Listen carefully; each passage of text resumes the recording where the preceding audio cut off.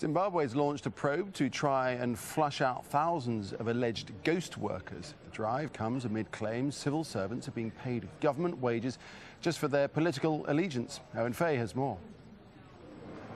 It's a country so economically shattered that the state treasury earlier this year had no choice but to issue a $100 billion banknote to cope with hyperinflation. Later in the year, it just gave up, choosing to abandon its currency altogether and start again. 80% of the people here are unemployed, so with jobs at such a premium, it seems reasonable for the government to try and find the answer to what seems a straightforward question. How many people exactly does it employ? About 200,000 people are considered to be Zimbabwe's civil servants, but as of right now, there is no accurate record of who does what, where, and why. Which is why a new drive is underway to find out who's getting paid by the state and whether these jobs are legitimate. All civil servants will be required to report to their pay stations. We are not going to do a paper or file audit. We want to see physically the civil servants. And the reason this is being insisted on is because of widespread suspicions that many on the official state payroll are ghost workers, meaning they are being paid to do nothing other than maintain political allegiance. And it's not just a few people. There are reports suggesting as many as 10,000 members of the Border Gezi youth are being paid salaries equivalent to top civil servants. These are the young men and women drafted in last year ahead of the election in support of Robert Mugabe. But they're widely believed to be behind much of the violence in that election, intimidating supporters of the MDC, inciting fear and panic in the electorate, and playing a significant role in the fighting which left more than 200 of Morgan Tsvangirai's supporters dead.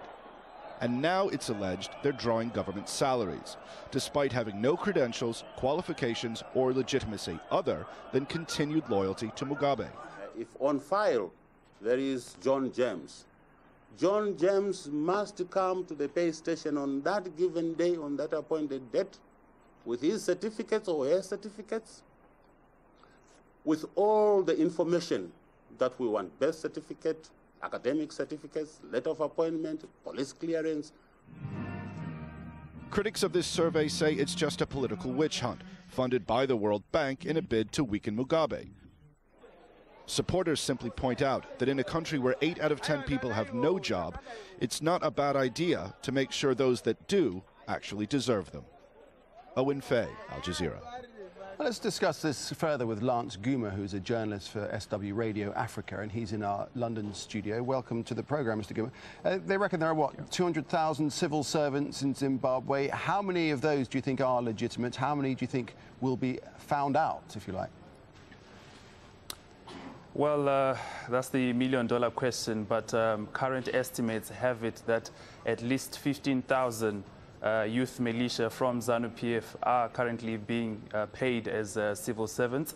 We also know the Women's Affairs Ministry has a few thousands more that are also listed as civil servants. The youth minister was asked in Parliament what their role was, and he described them as youth officers working countrywide. Same problem. The education minister in February said they paid out salaries to 94,000 teachers, and yet the teachers' unions themselves say their members only amount to 60,000. So where is the other 34,000 teachers coming from? You mentioned ZANU-PF members there. There's the infamous BGY members as well, and all manner of people. It could be that they won't take too kindly to this kind of investigation, and I don't know, could there be some kind of violent reprisals? Well, I think what they are doing right now is trying to make the audit as difficult as possible. We know the chairman of the Public Service Commission, who is a ZANU-PF appointee, is refusing to give information to the Public Service Minister, who is from the MDC.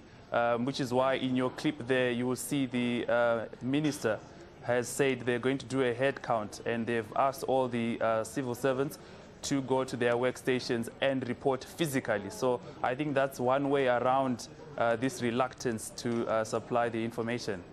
Some are saying, of course, that this is nothing more than a witch hunt. Do you think there's any credence in that? Well, already seeing the state media saying the World Bank, who are funding this program to the tune of $4 million, are simply using this audit to find out information about the state workers, and that this is confidential information. So already they're hiding behind this West World Bank, political argument that they've always been making. But the issue here is that you have a lot of people who are getting money who are not supposed to be getting that money. And another important point to make, I mean, the one fundamental inadequacy with this audit is that it's not covering members of the security forces. And there's a big fear that you have people who are in the armed forces who are earning salaries in this ministry, which is run by Mukonoweshuro, and also drawing on salaries in the security services. So this audit is not going to address the problem, because you have people who are earning money in the defense security structures and also drawing on money as civil servants. Now, what they're looking for in conducting this audit is to try and get some kind of transparent, streamlined civil service. Can you be confident, optimistic in any way that that might happen?